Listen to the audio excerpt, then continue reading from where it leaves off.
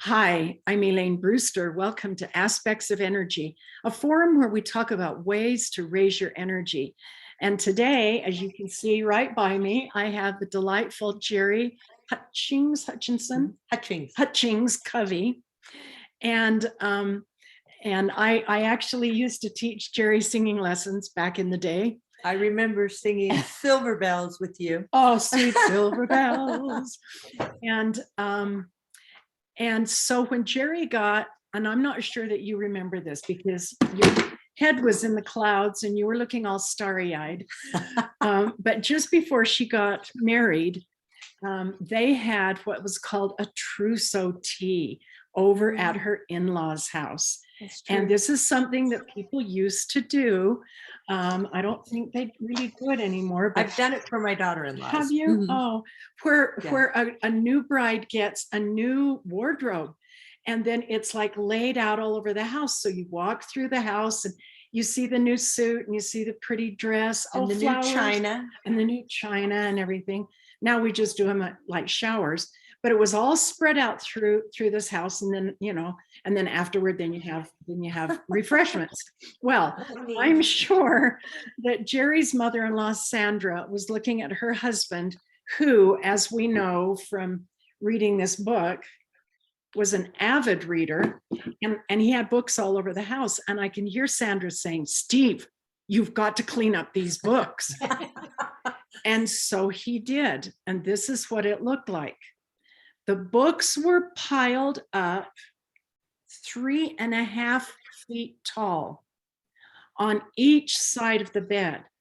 But it wasn't just a pile. No. It was a column of 4 stacks, each 3.5 feet tall on the side of the bed.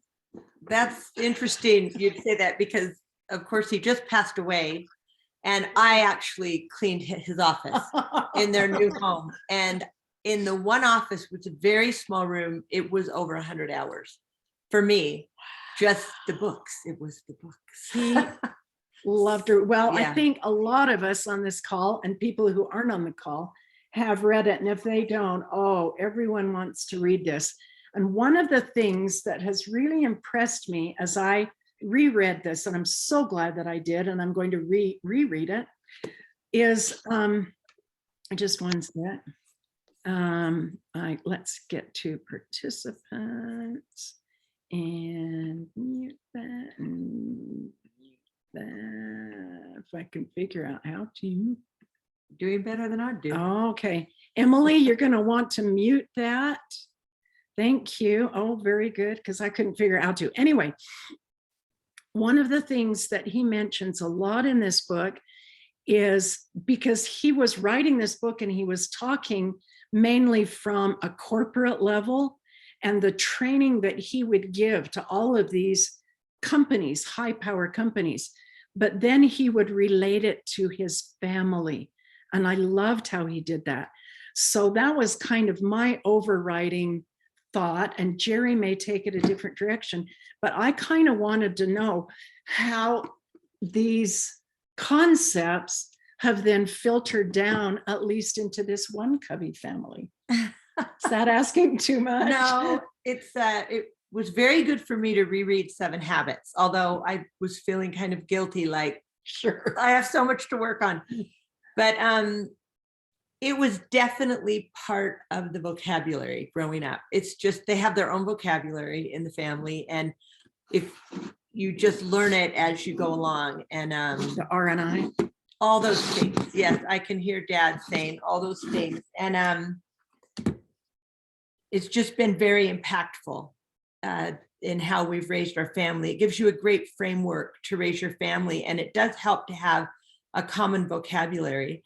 And a lot of things that my father-in-law came up with, I think, are very much a part of our vernacular now. And no one even realizes that he made them famous or more popular, like just begin with the end in mind, paradigm shift, win-win thinking, just so much that's so much a part of our vocabulary now in America, being proactive. And so these were just a lot of the things that we were raised with and that our children know.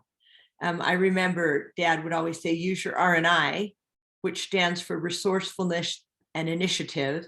And he would also often say to suck it up, hunker down, and make it happen. That was what he would say. So it's really wonderful to have, I feel like I've gained a great deal by marrying into this family. They're all about ideas, about leadership, and about unleashing human potential. That was Dad Covey's personal mission statement. He wanted to unleash human potential, and he was very deliberate in how he did that. Yes. And really tried to make a difference in the world. And so just kind of an interesting, I mean, if people, the other thing that he came up with would be mission statements. They weren't a big deal until he started talking about them. And so he would do corporate mission statements, but then he also stresses the importance of having a personal mission statement and a family mission statement. And so we have several mission statements that we've used through the years in the home. We have one that I keep by our dining room table that says no empty chairs. It's very short, but it's very impactful because for me, the children and our family are the most important thing. And we really were careful and deliberate about how we decided to raise the children. And we wanted them to love each other and to be kind and to stay intact. It's unfortunate. A lot of families have hard things. It's hard in relationships. And that's why I think 7 Habits is so helpful, because it really helps with your personal relationships. We also have a family mission statement. The family mission statement we chose is to live, to love, to learn, to leave a legacy. And that encompasses all 4 areas that we feel are important in human development. To live is your body, which is the foundation. People have to have food and shelter to be able to grow and develop properly. So to live, to love is your heart, social awareness, social intelligence. To learn, always to be learning and striving and growing. That's why there were books everywhere. And it's the same way in our house. And people keep telling us no one puts libraries in homes anymore. They all use their, my mother-in-law used to call them people in their little machines, because, you know, all the kids are in their phones now, but we have libraries in our home. So to live, to love, to learn, and then to leave a legacy is the spiritual aspect of our lives and what you do to contribute. My father-in-law always said that your career or your profession needs to be more about contribution than accumulation. And he lived that. I'll tell you this, my father-in-law was actually raised in a very wealthy home. And when he said he wanted to be a teacher, I think it really surprised his parents. They owned a lot of big hotels and had oil, and they just were amazing entrepreneurs. They really were. And Dad wanted to teach. He wanted to be a professor. And so when my husband was growing up, they had a nice life, but they were not wealthy. And then after I married into the family, Dad wrote his book, The 7 Habits, and it took off, you know, and then things were nice. They had more things. And but he really was genuinely more about contribution than he was accumulation. So those are the 4 areas. We shorten it for the kids. We say body, heart, mind, and spirit. To live, to love, to learn, to leave a legacy. And that's actually what we put on his headstone. It says he lived, he loved, he learned, he left a legacy. And it's true, when you write a book, your words are there. Dad's been gone now for years, but we feel his impact greatly all the time, every day. And just another, I mean, I don't know if you'd like to hear personal stories, but Sure. Something that I really learned from him is that he was very deliberate about his family. He was very deliberate about training us and teaching us, even though we were married and considered ourselves grown up. He would not lose touch with us. And we often had meetings together as the adult children where he would teach and train.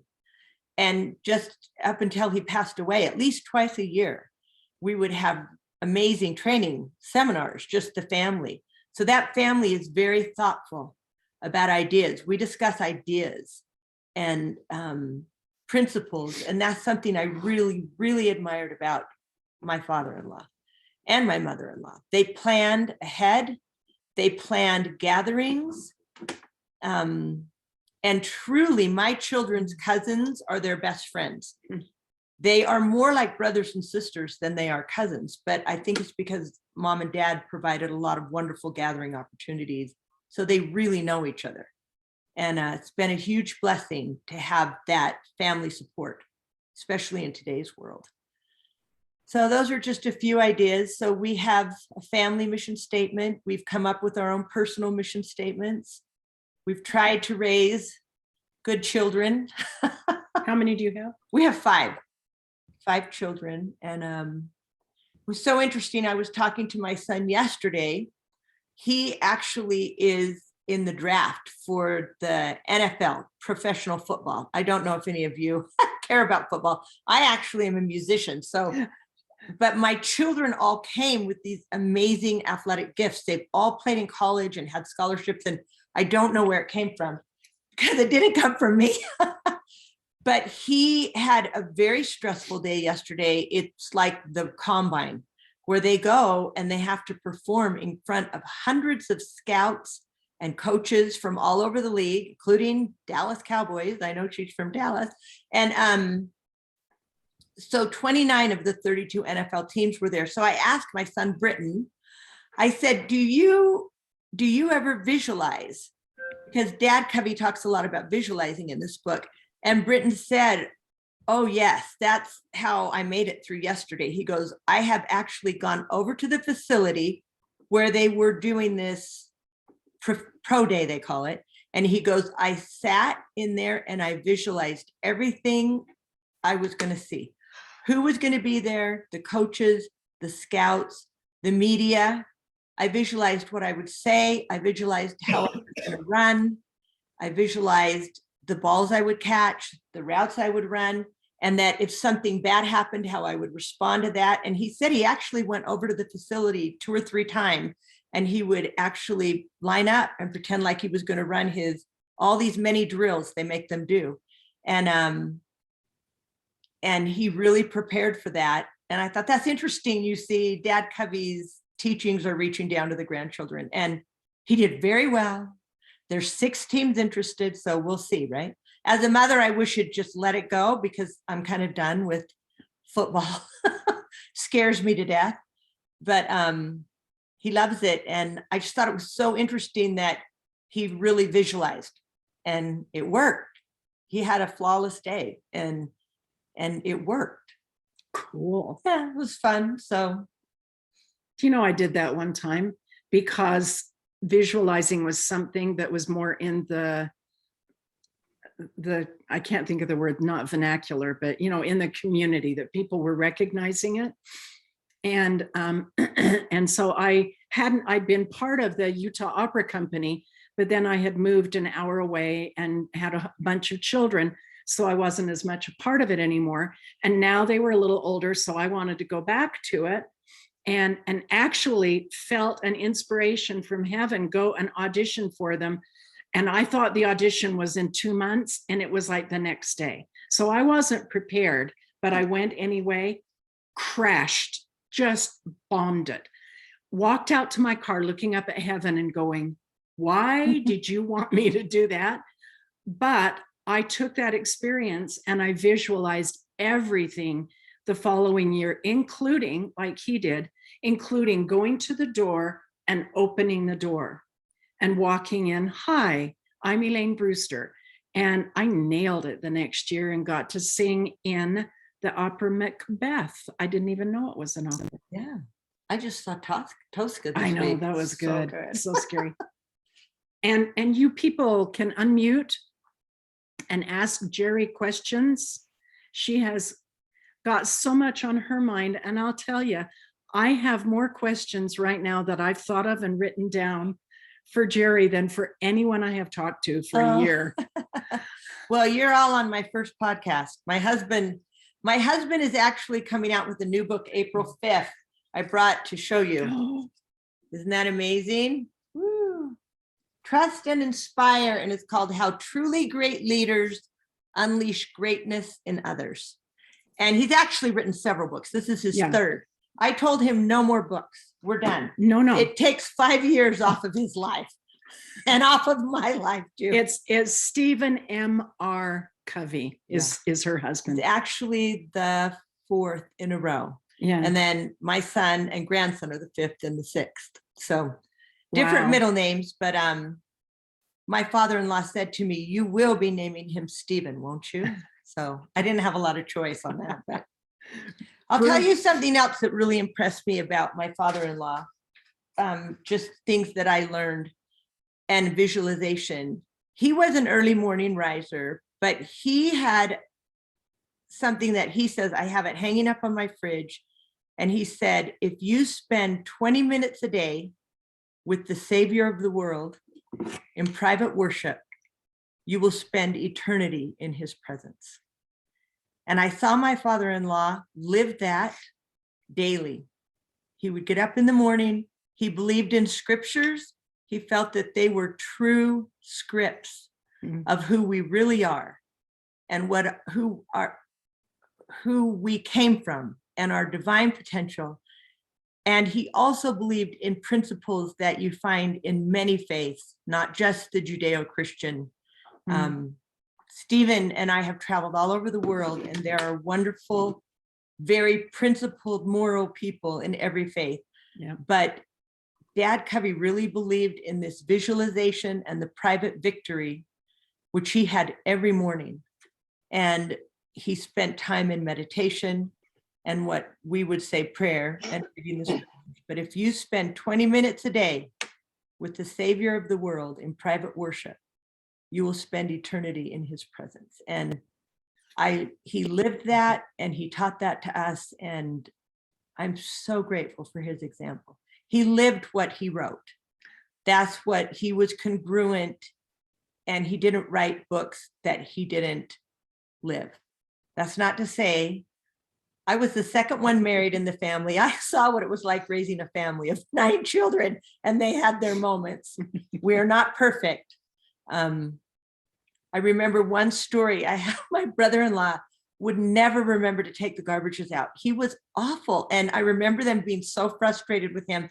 And he knew he was in trouble once. And so he hid them all in the trunk of one of the cars and then promptly forgot about it. Sure. So remember my father-in-law taking that car, had to have work done on the engine. And he took it to the mechanic shop and got a call several hours later saying, Mr. Covey, the mechanics are refusing to work on this car because it smells so bad. I remember him being so angry. So don't think we're perfect. We're not. We have normal lives and normal families. But the one thing I have learned is they are very willing to admit mistakes and apologize, and they move ahead quickly. They're very good at forgiving in that family. And I see that quality in my husband, and it's really beautiful. It's a beautiful quality, because the fact is, in families, I was reading through this book, rereading and thinking, oh my goodness, I have a lot of work to do. That's why I would suggest for everybody to listen to the 7 Habits of Highly Effective People on Audible, because Steve is the one himself who reads it. And you can hear the kindness and the firmness in his voice, but mostly I hear the kindness. But you can hear more in people's voices, excuse me, than you can, reading in their words. Did you have something you wanted to say, Bruce? Silence is the key word in meditation for me, is the silence. We have so much noise around us, right? TV and radio, and So when you're in that silence for a period of time, there's some magic happens. And so I just wanted to add that to your comments. Thank you. Thank you. I agree. I do worry about, I saw a big difference between our fourth and fifth child when the social media became so prevalent and the constant TikTok, Instagram, Facebook. And that's another thing I think in the 7 Habits, Dad talks a lot about the social mirror and how sometimes we get our internal vision of ourselves from what other people think of us. He envisioned it to the funny mirrors in a carnival. You know, you used to go to those mirrors and they make you look distorted. And that was in 1989 when he published this book. And I think that social mirror has come to pass with these cell phones. It is a constant barrage on our children and our grandchildren. And they have to have the silence, this meditation. They have to have a core self-belief so that all these social, whether how many likes you get, or if, you know, it's not a real world. Everybody posts what their best things, you know, my vacations, my beautiful family, my perfect clothes, and that's the social mirror. And I think Dad was 30 plus years ahead of his time on this concept. I really do. And it has come, the carnival mirrors have come to pass for our children and grandchildren right in their hands. And it's constant for them. And it's something we need to be very aware of for our children and help them not get their self-identity from what the world and other people think of them. So. One other thing too, you with the silence, of course, you go inward and you feel your heart pulsing and you feel your pulse and so on and so forth. And at the end of, I go through about a half an hour process, everything is slower. The blood pressure is lower, the heart rate is lower, my mind is calm. I don't necessarily put anything to it. I just go to silence and monitor myself. I guess you could, I'm doing TM, which is transcendental meditation, but it's all the same. It's all going to another place. Yes. Yes. And so that place is the word of God. God talks to you in silence. So if you go to silence, intuition happens, a whole pile of things happens in that silence, because that's a vibration, I guess, that maybe only God has, I don't know, but it's an interesting phenomenon. Transcendental meditation, take a look at that. It's an interesting concept. Yeah, I actually think I remember him doing that. So I agree with you wholeheartedly. Seems like whenever God wants to talk to somebody, he puts them out in the wilderness where it's quiet, the desert or a mountain or something, so we can hear him. So I'm talking to you. Yeah. One thing we did, here Elaine knows I'm in the food game.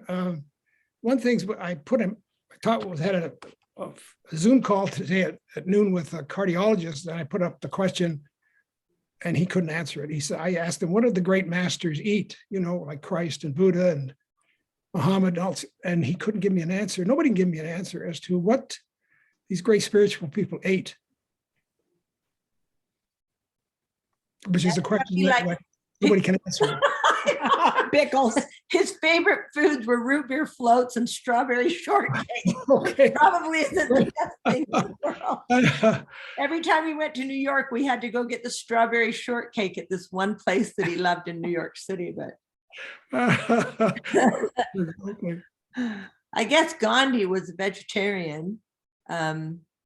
Kind of goes along with the Hindu religion. So that's an interesting question. I'm going to think about that one today. But wasn't it Abenagi, what's his real name? Daniel and the three, Meshach, Abednego, and Shadrach.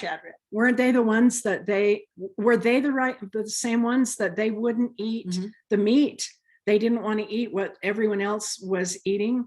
And they said no. And basically it was called pulse. And so it was stuff from the ground, Bruce. Yeah.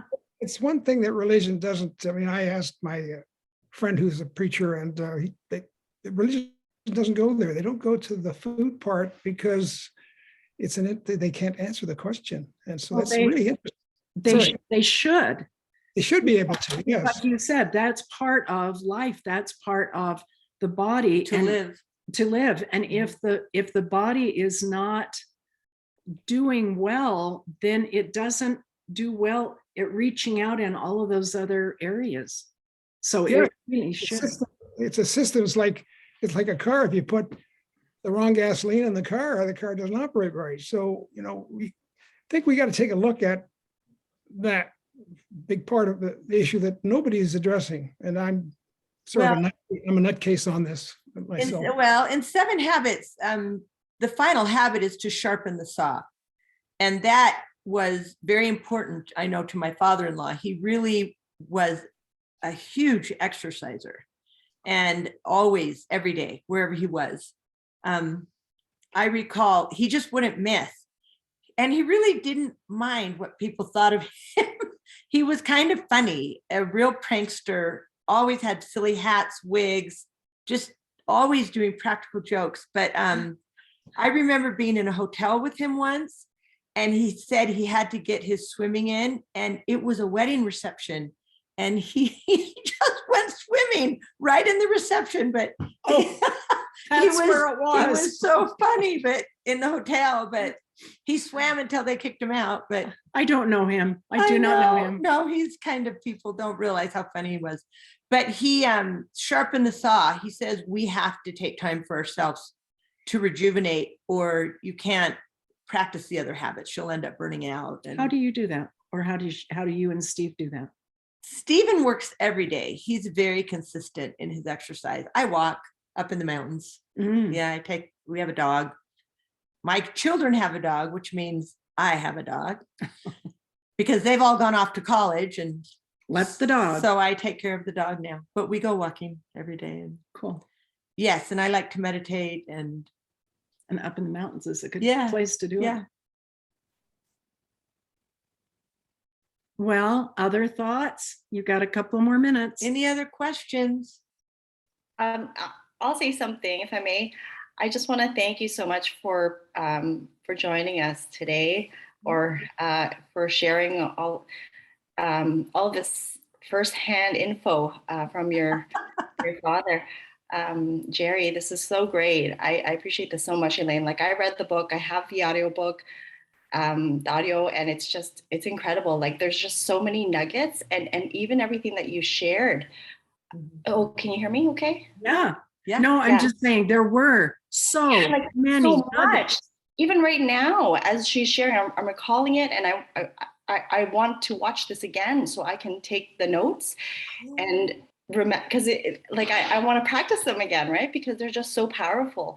And to hear that he practiced this in his life with the family, that's just amazing. That's what it's all about. Not just preaching this stuff, but really living it. And he definitely left a legacy.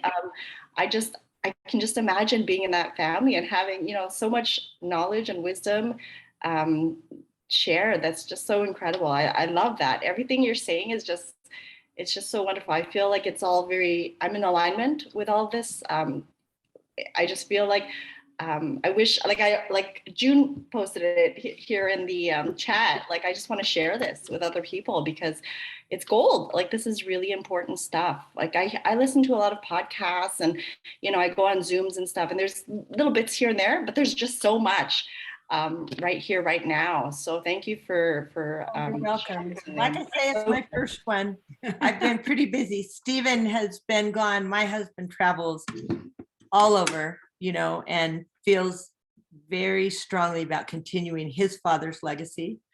And so I've kind of been home holding the fort down for a lot of years, but my youngest now is 19. And so I'm starting to do a few more things.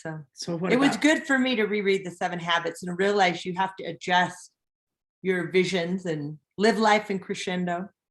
Yeah, so good. I'm thinking now that I have a mission statement for my business, but I'm thinking I want to write one for myself and for the family too, like work with my kids and just to become aligned with them. It's amazing what that can do in your home, because my kids really have taken that and they're doing those things. They're leaving legacies. they're really amazing kids. I'm just so amazed at the things they're doing when they're older. It's really fun when your children become your friends and you're not. I think when you look young in your stage, you are a manager and more, but when you get to my stage, all of a sudden you become a consultant and you tell them things and they might not listen to you, but you try, right? And yes, no, my kids are older too. Mine are 25 and 20. So I understand. Yes, I understand becoming like in having that space where we can have really deep conversations now and talk about leaving a legacy. Like that's really deep and powerful, but it's so important, right? Yeah, I love it. It's so good.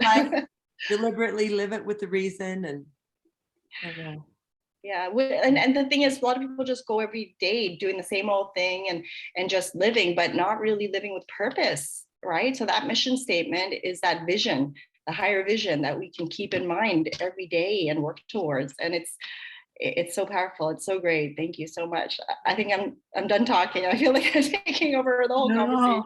I will tell you what excited my father-in-law towards the end of his life more than anything else is that they were moving and have moved into the education field. They have schools all over the world and they're called Leader in Me schools. And the curriculum's amazing. In fact, there's 105 Leader in Me schools in Romania, and there were many in Ukraine. And my brother-in-law, Sean, who wrote 7 Habits of Highly Effective Teenagers, that's a great book. We call it 7 Habits Light because it's just kind of funny and easier to read than Dad Covey's theoretical. We always tease Dad about his theories and his ideas. And anyways, they actually are in Romania right now at the border helping and raising money for Ukraine right now and for the Leader in Me schools. But it teaches children these principles from when they're young to be proactive. The leader is in you because we don't all come from great family situations, do we? And it's just such a blessing when children realize they can change their life. It's not dependent on who their parents were or if they were abused, or like my sons have all played college football. A lot of their teammates come from very difficult family situations. And it's so wonderful to see them transform and realize, wait, I can make those choices. I can change my life. I can do better than the generation before. And I just think the principles are so powerful for people. And I love to see what this work does to help people of all faiths, all religions, become more effective, unleash their potential, become better members of society. And it's just been a blessing to learn these things. And I'm lucky I came from an amazing family as well. And but I have learned a great deal from being in this family. Yeah, so beautiful. Great work. Thanks. Thank you. Yeah, thanks so much. I think every single one of us on this call and everyone who's going to view it later, we all want to go out and be more and do more and unleash our potential. Yeah. So Jeri, thank you for being welcome. with us. That was way fun. Way good and way fun for all of us. So let's go out like her family is doing and spread some light and goodness. And let's go smile at people, because that's one way that we can raise our energy, and it will raise theirs too. All right. See you later. Thanks. Thanks. Bye. Thank you.